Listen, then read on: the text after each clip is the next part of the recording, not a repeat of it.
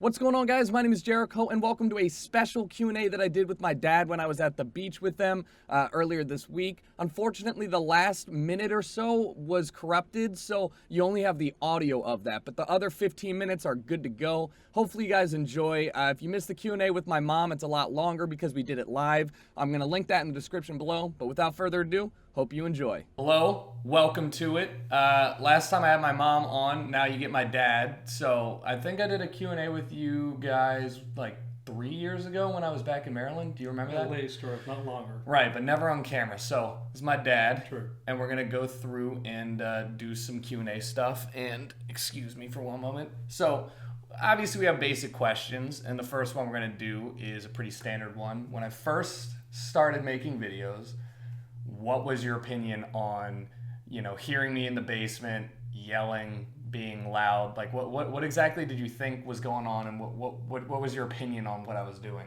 Well, since this was about the time that YouTube came out, and you were saying you were going to make videos for YouTube and post them out there, who knew what that was all about? But as long as you got your schoolwork done, we were quite fine with your free time being tied up in the basement, using our little video camera to make whatever, go out and sit in the snow. Yeah. Whatever. Oh, I forgot about that. I did sit in the snow. Oh, yeah. I used the family video camera, and I overwrote like my sister's lacrosse games and some of my soccer games to record the TV. So it wasn't exactly they didn't know until they tried. I remember mom going like, "Oh, Tucker, you overwrote the game that we were taping." And I was like, "Yeah, I did." I was recording some video games. All right, I'm gonna move this closer to you. Open this one up. Okay. Supporter. All right. Perfect. Okay. So obviously, if I got my work done, you guys were comfortable with letting me do what I did. But were you ever hesitant in supporting the path that I was taking, whether it was, this is early on, not like when I was making money, but when I was like, hey, I got a check for like $4, were you ever like, this is not real and we need to put you on a path of like actual job? Yeah, well, I remember you said that you were going to get paid through PayPal and it would show up in your account. So I remember the first time I looked at your account and you made 99 cents. I said, well, yeah, this is going to work out really well. Yeah. And then fast forward to, I think it was a summer after your senior year of high school, I said, you really ought to get a real job this summer. You have nothing to do, right? No soccer. Go out and get something, work at McDonald's up the street. And you said, no, if you let me just work in the basement, I'll make more than I would make, working at McDonald's or working somewhere else that summer. And that's what you did. Also, mom also was like, hey, no, because I remember specifically a conversation where you're like, well, we got to think about getting you a job. And mom was like, no, we agreed that he could do this summer and like, make some money. I think I made like $500 in the summer, which wasn't minimum wage. It was certainly not better than working full-time at McDonald's, but it was a lot more enjoyable for me. So, I guess that worked out. What point during the time that we were discussing like the validity of my career, at what point did it become like okay, you can go do this? Like, because I sprung on you and mom that I was going to drop out. I vaguely talked about it 6 months prior. It was actually 4 months prior at Christmas. So like, at what point were you like, okay, this is now all right for him to go do? Or was there, or if there wasn't a point? Well, after that summer, then you go to college, and you came home from fall semester, and you said, I really need to move to California, because that's where it is. I literally did. Yes. Yeah. I got to go out and make my way out there. And you went downstairs, and then came back later, and you said, I applied to Santa Monica Community College, or junior college, I guess it was called. Like, seriously. Yeah. Yeah, and that way I can go continue my education in California. And off you went back to spring semester. Then you came home from spring semester, and you said, I'm going to go out to LA with these guys, and we're going to look for some houses and so forth, and see if we can find a place to live. And I got into Santa Monica Junior College. Yeah. And so I'll be able to move out there. So it's like, as I said at that time, now's the time to do it, because you don't owe anything, you don't own anything. You can always come back and go to college because you're left in good standing. I've always said, I tell a story often. It's like, if you're gonna fuck up your life, do it now, early on, when there's no consequences outside of like whatever you're doing. Yeah. So I don't think I used the word life. You did not. You said if you're gonna mess up, you should mess up now. It wasn't your life. Okay, so getting away from that, did you ever get made fun of for your last name? Or our last name? Because I did, but like back in the 80s, or I guess it would be the 70s for you in high school and stuff, was that even like a thing? Or 60s or 60s, 50s, yeah. whatever. I mean, whatever it was. So did you ever get made fun of? It's really it's like everything else in life. Words take on meanings through life that are different. I'll be honest with you. 50s, I was born in the 50s. 60s, even 70s. I mean, it really was not much of an issue. It was never like, oh, your last name really didn't make a difference. Matter of fact, there was a character on some show. Beavis and Butthead? No. That was there was some situational comedy, and one of the characters' name was Boner. I can't remember what that was. Yeah, somebody in the comments will bring that up. I remember you saying this as well, and it was a pretty popular one. It was a popular show. I never watched it, but so hey, they call this kid Boner there or whatever. It really wasn't until really I got in the working world of all places that people would start having, making some comments about, really? This was never a problem as a kid growing up, but now you get to be an adult.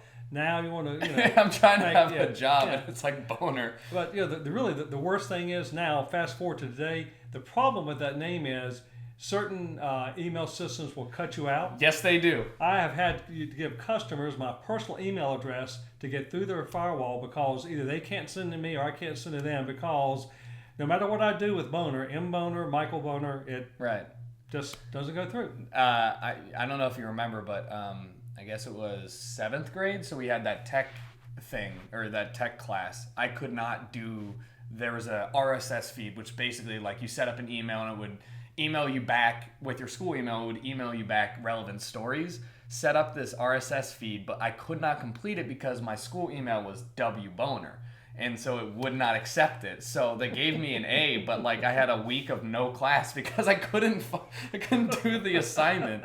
So yeah, that's interesting. Yeah, some people pronounce it Bonner. Yeah, it's not Bonner. Although you'd have to have 2 N's for that. Yeah, it's not Bonner. It's not House Speaker Boehner. It's Boner.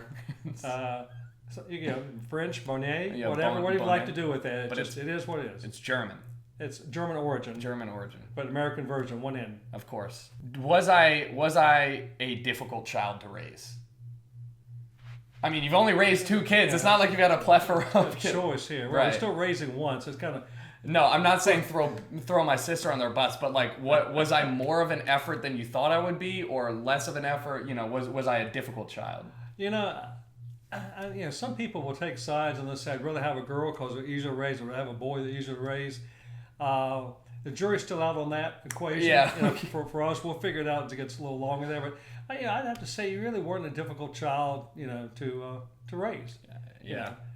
KJ going down the pathway, pretty well. Schooling, activities, sports. Yeah, I didn't have a lot of free time to mess up or like just do dumb kid stuff because of sports and stuff. Yeah, a little soccer, a little baseball, a little basketball in the winter. Summertime.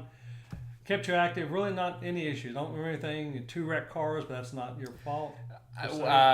Per se, both were my fault, but to be clear, the first one that I totaled should not have been. I just popped the curb and it broke the axle of the car. So okay. Well, the telephone pole broke the axle. But that's okay. No, that's okay. It stopped the car. It stopped the car. That was also the day that I was taking the SAT and the day Bailey broke her arm. Yeah. Yeah, so my sister broke her arm on the same day I totaled a car. Horrible day, I assume, for you guys. Yeah, I forgot about that. That was that. Yeah, that was bad. You did that in the morning. She broke her arm about 1 or 2 o'clock in the afternoon. So great day. And then down 1 car. Yeah, and then the second time I got into a fender bender, like really not a big one at all. I just clipped the fender bender. But as we pulled off into the emergency lane, I got rear-ended by a Toyota Corolla and it totaled everything. That guy was an idiot. It was his fault. But I mean, it was mine for the initial accident. That's right. You know what? They used to make those bumpers out of metal for a reason. They really were. That car looked like nothing happened to it. Looked great. His car was trash. So right. They should go back to those big bumpers. Yeah. Okay. This one might be more relevant to Mom, but you can answer it. So Somebody asked, did I suck my fingers or thumb ever? And then they were like, after the age of 8. Now, I don't remember when I stopped sucking my fingers. But I used to, like, a lot of people suck their thumb. For whatever reason, I used to, like, Spider-Man, like that. It was weird. I don't know why, and I don't know what time it was, but you guys used to put like Tabasco sauce on my fingers, but I like spicy food, didn't help. You put that disgusting stuff on there. Mom did. Yeah. It just tasted, it was supposed to prevent it. I don't remember, but you remember whenever I stopped that? No, I really no. Certainly wasn't age 5. I can remember, but because you started when you were real young.